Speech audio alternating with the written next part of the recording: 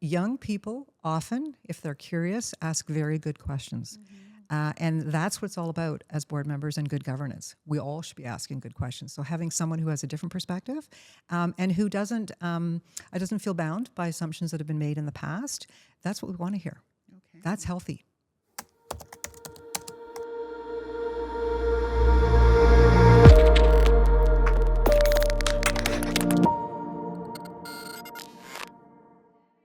Okay, so hello, everybody. I'm very, very excited to be here today for episode 3 of Conversations for a Feminist Future.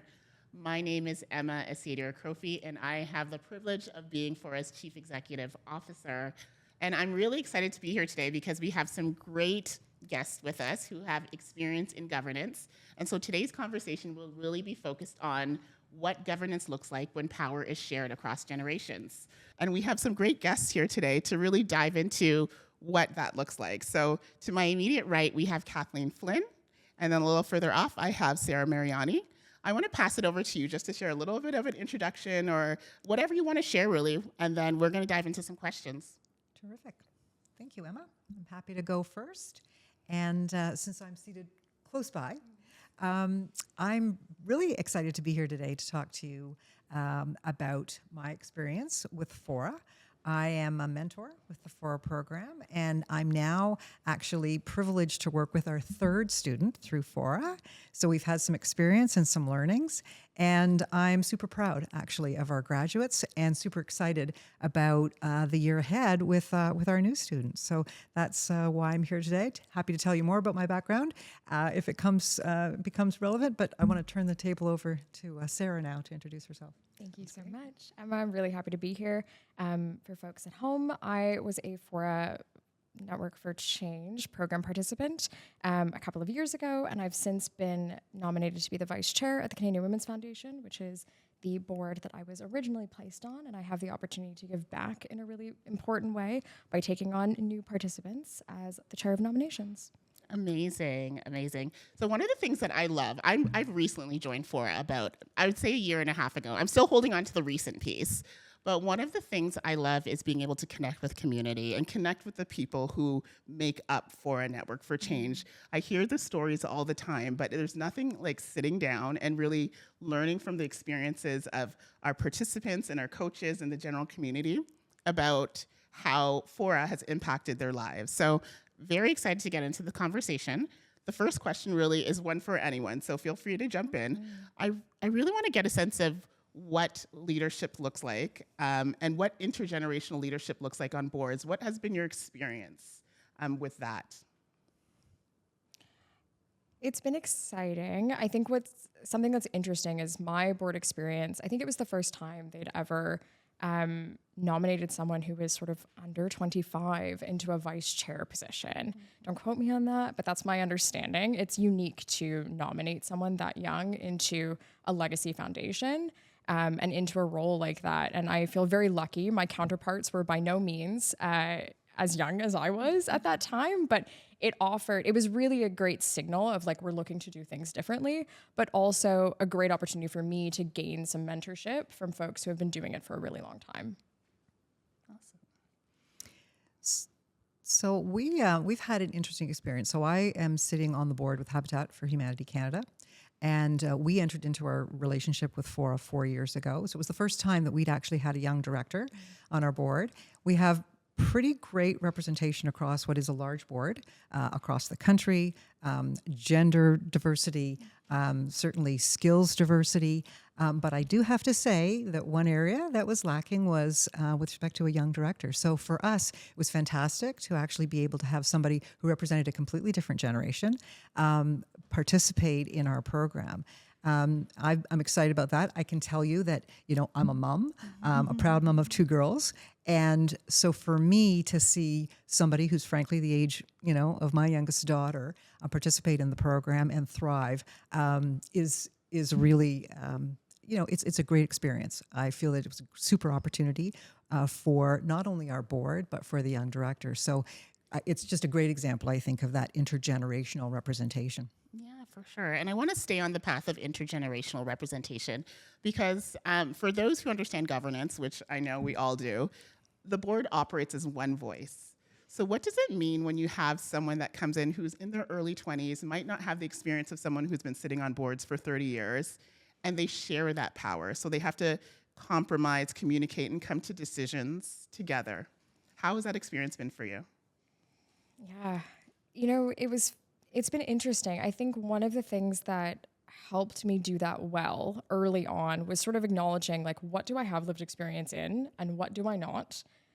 Where can I add the most value? And for me, when you're younger, there's sort of this assumption that you are potentially more digitally literate than everyone who's around you. And so that ended up being sort of the strength in the area that I felt really confident in bringing. I was also, at the time, the only one on the board that had nonprofit experience. I had been working in nonprofits for a number of years. And so that also felt like an area of expertise that I could sit in and hone. And certainly for the first couple of years, felt really confident speaking to, that was different than the experience of the rest of the board. And it made for a better conversation and a better voice that would come toward sort of your CEO and your leadership team.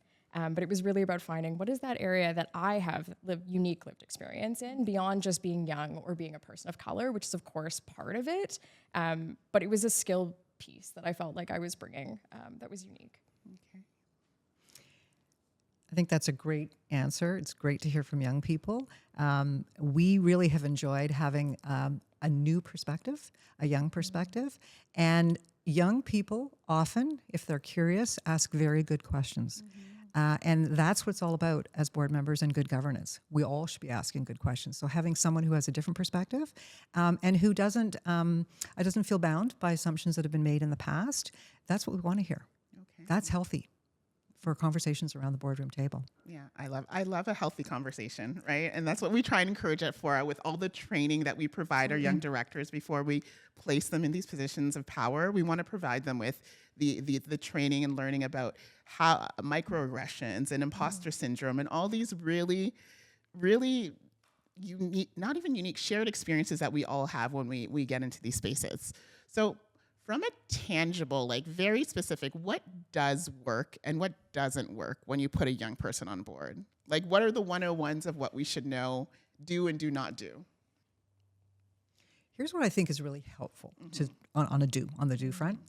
I think what's really helpful is to ensure that the young person feels very comfortable. It's really hard to participate. It's hard to ask questions. It's hard to actually feel like you can make a contribution if you don't feel comfortable around the table. I think one of the most important things to do is to get to know the individual and allow them the opportunity to get to know people on the board. So I know, Emma, you may get to this question later when we talk about onboarding and so on, but that's what works, I think, best is to build that relationship at the very beginning. And, it may sound trite, but you know what? One-on-one coffee times. Like, those are one of the most important things I think offer when a new director's coming to the table. Frankly, that works for directors of all ages, but particularly when you're new. It's it's not an easy environment to come into when you've got a whole bunch of new people who are usually quite a bit older than you are. So I think that setting up of one-on-one conversations so that when you enter a boardroom and everyone's sitting around the table, it seems very serious, you actually already know who the individuals are. I love that, and I totally agree. That's something I encourage when I speak to any young people. I say the one-on-one coffee times are where the walls come down and you get to know the person. So by the time you get to the table with them, it doesn't feel as guarded and as scary. So Sarah, do you have any suggestions? So I agree with that. I think the one-on-one coffees was something that I prioritized, and I think it's paid off really, really well. I think maybe two other things that I would add, the first of which being sort of prepping the board as well as the young director to be like, you may not get this interaction right the first time. Like, someone is going to say something that they maybe don't mean, or they maybe didn't clock, could have been a little bit disrespectful or a little bit putting someone to the side, and vice versa. Your young director is going to ask a question that, like, for the rest of the board, they're like, this is a little too obvious for us to be spending some hard-earned time on. Like, these are business hours. And so I think some acknowledgement on both sides that, like, you will not get it right and it's okay, can be valuable, because I think it feels very high pressure for both parties, and that's something that I've noticed. I think, you know what? I'm conveniently forgetting my second thing. I can help you with that one. I'm going to follow up if I may. If I may follow on that. Absolutely. I think that you raised a really important point about, the tension that there is, maybe the pressure there is for a new director to feel like you're making a contribution right away. And I think one of the really important tips I would say for mentors, board buddies, is to let a new director, particularly a young director, know that listening is a very important part of learning, and that it takes time to really understand and to appreciate what's going on, to understand the issues. And so I think that we can reduce some of that pressure by saying, do not feel that you actually have to speak. Do not feel that being a reflective observer is not contributing because you're gathering information. I think a lot of times where the really good work is happening is at committee level, and it can be easier for the young director to participate at the committee once they get a sense of what's going on. And I think, therefore, that sort of an advance conversation and maybe a debriefing after a first meeting is a really good practice as well, so that the young director sort of has an understanding of how can I make a contribution? When is there an expectation that I can actually voice my concerns, questions? And so I think it's a really good point that you've made about the fact that, hey, we're not going to get it right out of the hop, but we should be doing whatever we can, I think, to get the best ideas without putting pressure on a young director to feel that they have to speak up right away. It's okay to listen. It's okay to learn. And I found one of our young directors was particularly mature in her approach, because she said to the board right off the bat, if you don't hear from me right away, don't think that means I'm not taking it all in. Okay. My learning style is the following. And I thought, wow, that's a very mature approach, where she discussed right away what's her learning style. Yeah, That's I love so that. self-aware. I love that. And I think it's so important. Like, even me as the CEO coming into the organization, my first few board meetings, I was just listening and learning. Yeah. People have been on these boards and know the organization inside out. So to not feel pressure to have to contribute, like, as soon as you hit the ground, it's so important. And it's a good reminder for all of us. Yeah, for sure. Okay, so in terms of the next question, in your journey, is there anything that surprised you in terms of governance and sharing this space with different generations? Were there any things that you weren't expecting to happen to come from that? Yeah, I think when we talk about governance, if you don't have experience at a board table, it can feel sort of ambiguous. It's sort of this word, and it has a lot of meanings. And there's, of course, the procedural side. There's the fiduciary duty. There's all of those work, all the work that you need to do. But the other piece that I wasn't fully aware of is just the concept of board dynamics. There are people that work really well together. There are people who don't work as well together, and you're all kind of grouped together with a common goal and very different interests, very different passions, very different careers, very different perspectives. That concept of board dynamics was not something I understood as also work that you need to put in, which is navigating them, managing up, managing down, and figuring out a way to get to consensus. And so when we talked about governance as a young person and in some of my training, it was very procedural. But the reality is that it's both procedure and dynamics. Yeah, can I just add? Please. Yeah. So board dynamics are so interesting. It's personalities, right? 100%. Sometimes it's 8 to 12 plus people coming together with various walks of life and personalities. And you have to manage the emotional side as well as the formalities of board governance. And so that is, very, very key point for sure. It's a great point. And I think it's one where, again, from a governance perspective, it's important for a young director to know that there's a huge role for a chair to play in that governance piece, and sort of watch and learn. There are some chairs that are better at this than others, but it's very important that the chair take into consideration the dynamics and be setting a respectful sort of environment. And that's why I think it's important for there to be conversations with the young director before they get to their first board meeting, so they're watching for those things. And frankly, what I have done in one particular case was said in advance, here's a little bit about some of the board members who you're going to meet. Pay attention to so-and-so, because whenever he speaks, you're going to learn something amazing, And so I think having a little bit of that wisdom before you go in to a meeting is important. It's why, again, I keep coming back to it. I think this mentor-mentee relationship, or a board buddy, whatever you want to call it, really is essential, I think, to helping a new director of any age, but particularly a young director, feel that they can actually get up and running more quickly. Yeah, sure. absolutely. There's so much that does not make the meeting minutes, and it's so critical that you know that Yeah. before you go in.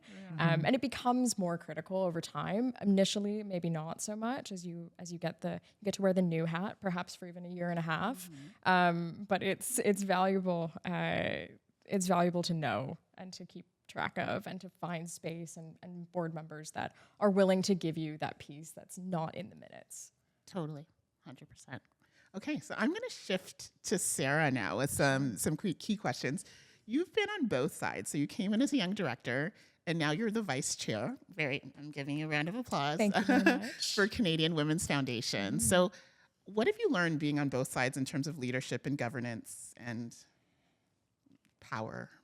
Yeah, I mean, I've learned a lot. Like truly, it's been such a life-changing experience, and I feel so lucky that it's been so full circle. So I'm now able to be sort of leading our nominations committee and actually looking for our next generation of supporters and next generation of board members. And it's something that I've prioritized throughout our search was how do we look for younger? How do we look for a little bit different? It's been such a privilege. I think I've got an enormous amount of empathy for young directors when they join, and for our future young director when they join. I hope very much to be, whether formal or informal, a mentor for them of like, this is what it has looked like for me. It is possible. I've also learned a lot about what it means to show up in spaces that may not always want you there 100%. All of the time. Like you kind of, everyone has a different style, but butting in sometimes can be really valuable, whether or not folks realize it in the moment. Often 6 months later, someone is like, I'm still thinking about that thing you said. And I'm like, great, because initially it felt really bold to do. And so just really, really being present where you feel like you have value and where you can add value, I think is really important. Okay. So do you feel now that you have the experience under your belt and you feel more comfortable in that space? Absolutely. And I tried my best to get my hands on everything. I didn't know how long that opportunity would last. And so really tried to join as many committees as I could, really get an understanding of where I could add value in places where I knew, but also adding value in places where I didn't expect to be able to add value. So for example, right now I'm on our investment committee. I have no business being on an investment committee, but I'm learning a lot. And it turns out it's still valuable to have someone who doesn't know it well at the table. So I do feel a lot more comfortable, but it took years. Okay. So if you were to connect with a new young director who is just getting into the Rise on Boards program, and you were to share one word of wisdom or one piece of advice to them about how to go from being a young director to being the vice chair of a board, what do you think that would be? Yeah, I think I would go back to some of my first points, which is just know what your unique value is. So I felt very strongly that I brought an IT lens to what we were doing. I brought a nonprofit lens, and I knew that that was not already on the board. And I think I asked really smart questions, and that was part of what got me nominated. But the other piece was I filled in a gap. And I think that's really exciting. And so if you can figure out what your gap is early on and speak to that and show that value, I think that is part of what will help you transition. There's, of course, lots of rules around whether or not you transition into being a full board member. You need space, you need enough terms, you need to know who's terming out, and there's all of those dynamics. But as much as possible, demonstrating something that's unique that you know is missing from the board can be a really great start. Okay, I love that. Know your unique value. Absolutely. Okay, I'm going to stamp that one in my brain as well. So I'm going to turn over to Kathleen now. You have been a mentor in the Rise on Boards program for a number of years. What has evolved in terms of governance and also mentorship of these young directors coming in over time? Well, let's think about that. There's a few things that come to mind. One of the things that we noticed in our organization is that a year goes by really quickly. And we happen to have, with our board at Habitat, a federated model, which is quite complicated. So the governance is mature. It's evolved over a number of years, but it's a lot to learn in a short period of time. So one of the things that we actually recommended was that keep us in mind for when you're looking for the next young director, that someone who may have 2 years of runway as opposed to just one. And so that's what we embarked on last time. We actually were very fortunate to find someone who was not only a great candidate, but also available and willing to be able to serve for 2 years. That worked out really, really well. So that was one observation, one evolution in the program for us that I think served both our needs, so that the young director could actually make a meaningful contribution once they got up and running. And I think that the training for her was much more beneficial.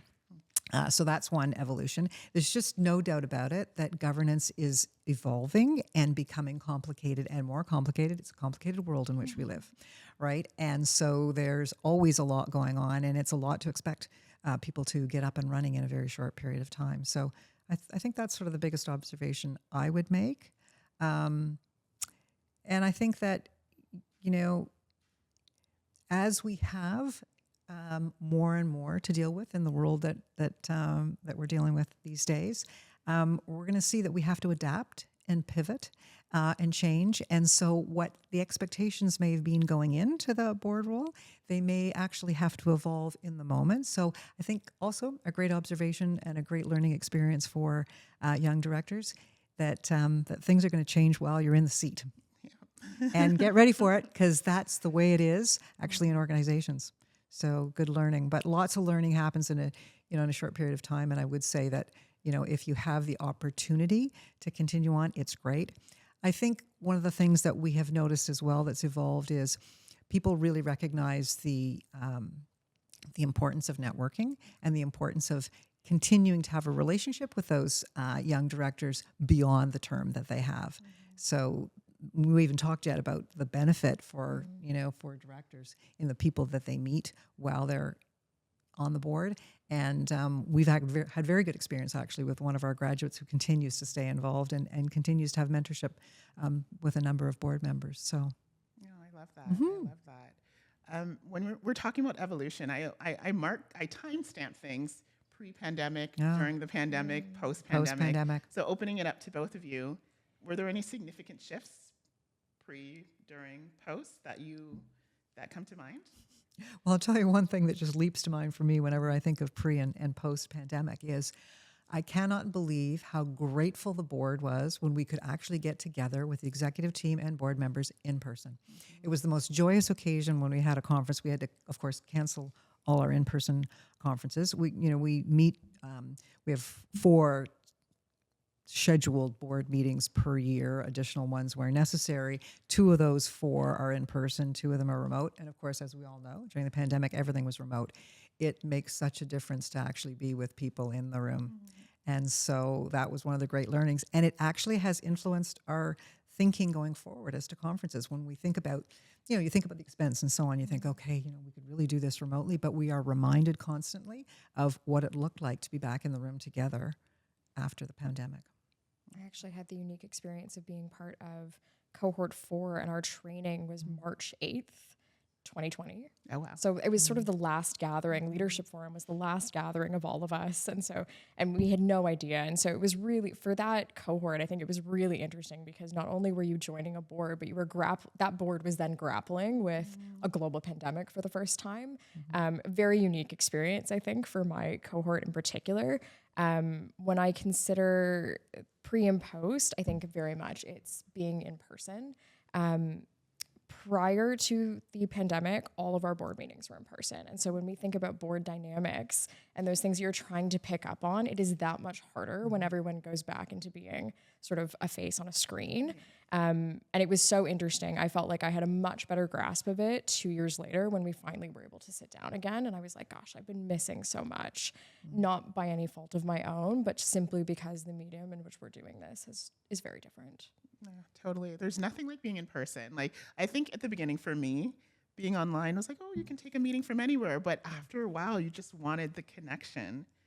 If there was any upside to it, the board and the organization I was serving at before was that now board members who weren't in the GTA could participate For sure. and apply. For sure. The accessibility is so critical. For sure. And it did teach us that, you can get in touch with people all over the country effectively. And I have to sort of smile about, being sort of savvy on the IT front and so on. The young directors have no problem, right, adjusting to the use of the technology. And it really was, it was liberating in many ways to be able to, get everybody together when you needed to with use of technology. And that evolved very quickly, right? People's, ability to participate. So there was good. There was good that came out of it. Absolutely. There's always a little bit of a silver lining in everything. Particularly, as you say, for organizations that have representation across the country, it is very important to ensure that people are engaged and feel engaged no matter where they are. For sure. We can be very Toronto-centric in a lot of organizations. Yes, we can. So I'm going to swing back to you again now, Kathleen. What does meaningful mentorship mean to you, especially when we're considering all the intersectionalities of identity, race, gender,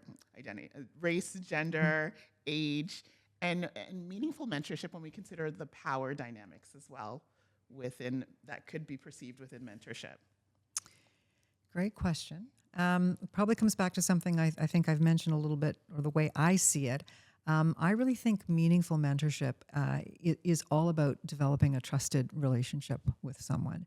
And it's meaningful, I think, when the mentor and the mentee feel they can actually talk to that person about just about anything. So, it's not that you didn't start off as friends, but honestly, I think you'd actually have to have the ability to have, particularly, I think if you're acting as a mentor for a young person, you want them to be able to come to you with questions about anything. So it shouldn't necessarily be just a board governance question that they're asking you. So I'll give you an example. A mentee that, I had a great relationship with, had an opportunity that was, in her new employment. She'd completed a probationary period, and she really wanted to know. She didn't want to go to her parents to ask the question. She didn't want to go to a colleague because she couldn't ask a colleague. But, a question about, how you deal with the employer. What do you talk about at the end of that probationary period? Is it appropriate to be talking about salary? All those kinds of questions. I actually felt happy that she could come to me to ask me that question. Wasn't specifically about board governance for the organization that we were talking about, but I thought, that I think is meaningful mentorship when you can actually go to that person because you see them as a trusted advisor. Yeah. Okay, and trusted, yeah. I love that piece about mentorship and just the trust factor, right? That they know whatever they share with you will be received with kindness and patience. And that the doors of communication are open. And I think, too, you need to be able to ask questions of your mentor that you're frankly not comfortable asking in a boardroom setting, right? You're new. There are questions you're sort of saying, I don't really understand how this works. So meaningful mentorship, I think, is that person feels they can ask any question. And there should be no question that's, there's no such thing as a dumb question. No. They're all good questions. That's meaningful, I think. I agree. Okay, so these are going to be my words, we all know that crotchety person that sits on the board who's very stuck and established in their ways and doesn't want to change. What would you say to someone like that as you're trying to embed intergenerational governance into an organization? Great question. Great question. I think it has to be handled deftly because, there are some senior people who've been around and have made amazing contributions on the board. So I think we want to be respectful of that. I think it would be appropriate to be having conversations with that person about, the world is changing. We know it is. We see the things that we're having to deal with over the course of a year in the board setting. We, I think, need to be open to change because the world's changing all around us really quickly. So it would be remarkable to me to think that we wouldn't have to evolve and change and that we could always do things the same way or they're stuck in a certain sort of pattern, because that's not setting our organizations up for success. I love that. So there are some exciting changes happening within Rise on Boards and Rise on Boards Plus. So if you might not know, let me just give you the rundown on where we are now at Fora in terms of our expansion. We are expanding nationally. So we're really trying to get into Indigenous communities, particularly in Northern communities, to have more reflective governance in terms of Indigenous practices.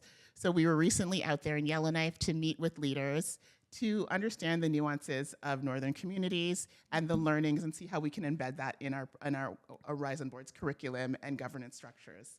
Additionally, we are going French, which is huge. As a bilingual country, it's really, really important to us that we are reflective of our Francophone community. So we are having our curriculum and our resources translated to have more minority language groups be able to be involved in Rise on Boards. And additionally, we've added Rise on Boards Plus, which I don't know if, so Rise on Boards Plus is an asynchronous version of our Rise on Boards program. So we are accepting young directors up into the age of 29 into the program, and it's a self-paced, self-guided opportunity rather than a meeting as a group.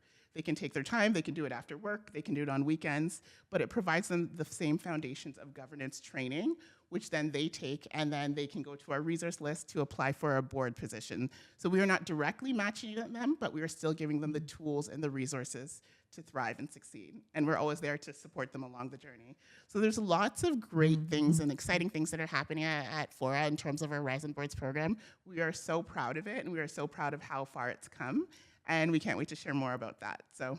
But I wanted to just really learn more about your experience. This is going to be an open conversation in terms of what you'd want to share, some takeaways, some learnings, some stories about your experience in Fora with the Rise on Boards program. Well, I'm happy to start off with one story because we are really proud of one of our Fora graduates, Victoria. She actually served on our Habitat board for 2 years. And then she went on, she completed her studies in BC, defended her thesis successfully, and thought that she would apply to a board. She knew her term was coming up with us, and she submitted her application for a board role in the housing space, which obviously is an area of interest for her and was the experience that she had. And she successfully landed that board role. She was a very young director going into their organization, but I think they recognized the experience she had. So we were very proud of that. And that wasn't enough. She decided to actually submit her application as well for the Broadbent Institute, which is a very competitive program, again, to develop director skills in young people. Competitive program, and she was successful. We just learned actually in the last couple of weeks in securing a spot in that program as well, in a highly competitive program. So we're super proud of Victoria. I think that not only did she get the sort of experience sitting on the board through this Rise on Boards program, but I think it developed some confidence in her to say, I can do this, I can put myself out there. And even in highly competitive environments where there's lots of applicants, she was a superstar. So we're thrilled. We actually think that this is exactly what the program is meant to do, and we're super excited about watching her journey going forward. We know we'll stay in touch. Yeah, that's beautiful. That is really beautiful. I see you're I'm smiling. I'm delighted. You're beaming. I'm delighted. Yeah. And I told her, I said, I don't want to take credit for this in any way, but I feel like a proud mom. Yeah. Just because she's really flourished, and she has an amazing career ahead. And I can't wait to see the contributions that she's going to make in the organizations that she's participating in. So I love it. That's great. Yeah. Sarah? I mean, where do I start? The Rise on Boards program, I really do feel like has changed the entire trajectory of my life. I feel so lucky. For me, not only is it, an actual board seat that I've been able to maintain, I'm going into my second term, I've been able to experience leadership in that space, like so wonderful to be a young person with that. But I have found that in my career, particularly as I joined leadership teams at some smaller nonprofits, I have real experience of what a board is looking for. I was in a position to do a lot of coaching with my CEO about what to do or what to bring or how to operate with a board. And that's such a special place to be. I think it's absolutely a reason why I was put on that leadership team. It's something that I bring to the table that's so unique. And I feel so lucky. And then just beyond that, from like a professional development perspective, I am so grateful for the friendships that I've made through the program, both folks in my cohort, folks that are in other cohorts, some of the staff at Fora, like truly my personal network is so enriched by this program. And I feel so lucky that there is no one who's been part of this that I don't feel like I could send a note to and not get a reply from. Oh, I love that. It makes me so proud. It really speaks to the skills, network, and resources that Fora provides our participants and our alumni and our coaches in their journey, and mentors as well in their journey. Yeah. So one of the things that is so important and so impactful about the Rise on Boards program is that we operate on 3 levels of change. So Sarah and Kathleen, you've been sharing these personal stories about personal development and impact on your life. And so we're very, very proud to operate on that level by providing the training and the networks and the mentoring to individuals to advance themselves personally and professionally. The other beauty of this is that we also operate on that institutional organizational level by connecting with organizations for resource sharing. That could be workshops or learning opportunities, or inviting them to speak at an event. So we really try and partner on that level to have a level of change as well. A huge part of that is that we operate at the systemic level.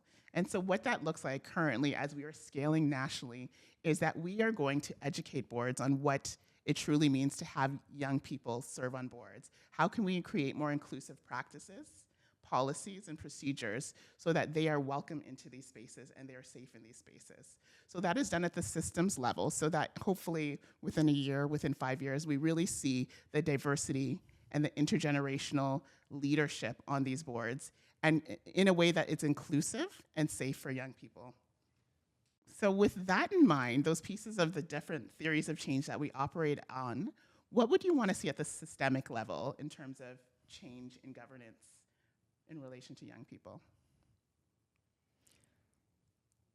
I think actually this is already happening, because I think it's about starting the conversation, right? And it's raising awareness. I think awareness has been raised by Fora by partnering with organizations where they recognize that there is a benefit. And frankly, I think there's a responsibility, right, to bring young people into the conversations. They need a seat at the table. They need a voice at the table. And so I think it's the awareness raising. I think it is happening. And I think you're quite right. It has to happen at a systems level. This isn't a one and done. We've got a program. And so now, right, this is how it happens, though. I think it's the recognition. And I think sort of in our boardroom, there's a recognition that it's important. It works both ways. Yeah, for sure. It does. It works both ways. It works. Sarah? I think I agree with everything you've just said. I think there's also an important piece around kind of the golden ratio of folks, rather than thinking that you need one young person on your board, right? Like it's getting away from sort of the tokenization of that, they might just be young people. They might just be people. How do we get to a place where we're looking at everything that someone can bring to a table and recognizing, yes, their experience is different than mine, and that is inherently valuable, rather than focusing on what is one demographic that we need to see at this table in order to say that we're inclusive. Like, I think it's moving beyond that. To me, that's the piece that from a systems level, I'd love to see more of. I think it's great that we're having these early conversations. I think it's great that there are programs like this that exist, but I think there needs to be a tipping point too. Yeah, I love that you brought up the tokenization, and I relate to that on the level as a Black woman, going into these spaces. And I always say there can be more than just one of us, and it doesn't have to end up being a Black organization if there's representation of more than one individual. So yes, we should have 5 youth on a board, and it's not a youth board, a youth organization. Exactly. It's just an organization doing great work in their communities. Yeah. So if you ask my team, one thing they'll tell you is that I love a process. I love onboarding processes. They're shaking their head in the background. I love a process. I think it makes everything clear. Everyone's on the same page. It takes away a lot of the work. So if there's one thing you could change about the onboarding process for a young person coming into an organization, what do you think that would be?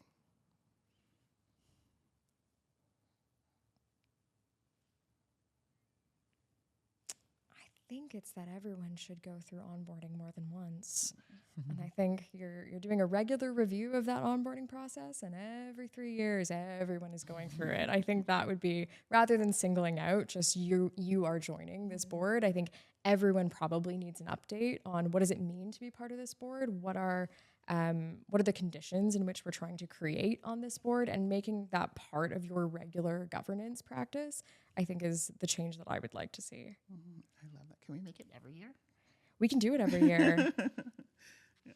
I'm a big fan of the board buddy system. So whether it's a new young director, a middle-aged director, a seasoned director, I think you need a board buddy. And so I think that's a really critical part of the onboarding process. It's important to know from the executive leadership team what's happening in each one of their areas and so on.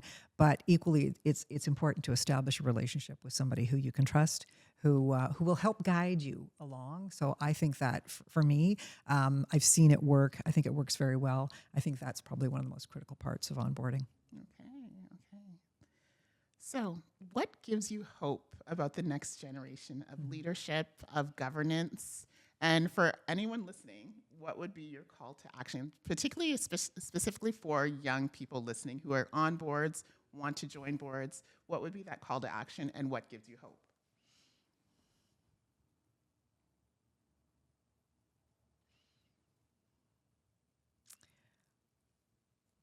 I'm happy to leap in with one comment. What gives me hope, quite frankly, is seeing the caliber of young people that we've seen.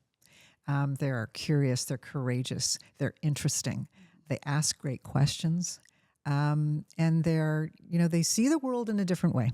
Obviously, it is one of the benefits of youth, and I am very optimistic because I do think that they're agile. And they, as I say, are curious. They're very concerned about the world in which we live and how to make it a better place. So I feel optimistic, actually, based on what I've seen. Yeah, I agree with that. I feel very, very optimistic. Mm-hmm. They're so smart. Mm-hmm. So smart. Running circles around me. Yes. I was trying to think about what's giving me hope right now. And I think one of the big things is more and more work has come out around how much more successful companies and organizations are when they have diversity on a board. It's really hard to ignore the facts from my perspective. And I mean, we're trying, we're giving it a good go, but at the end of the day, performance and those dollars are what will speak volumes. And we know that organizations do better when they see diversity on their boards. And that gives me a lot of hope that we'll continue to invest in that. Yeah, I agree. Diversity, it brings diversity of thought, of experience, of expertise. It creates innovation, all the things that we all know diversity brings, and that we just have to remind others that it's so important. So, yeah, I believe that. So, last question. The time has just flown by. I've really enjoyed this conversation. So, why is the work that we do at Fora Network for Change so important? There is nothing else like this on the market. Like, I really can't emphasize that enough. There are a couple of programs that maybe come close, but what this organization is doing does not exist anywhere else. And I just think that pathway to a board table is so critical. Like I said, it's been a huge game changer in my own life and in my own career. And I know certainly for the lives of the folks that have been on the boards with me, there is no other organization that is doing what this is doing. And I think that speaks for itself. I think it's really important to create opportunities. And that's what the program is doing. And we've talked about it. I've actually seen in real time how this works. I think we need to give opportunities for people who otherwise won't not just have a seat at the table, they won't have a voice at the table.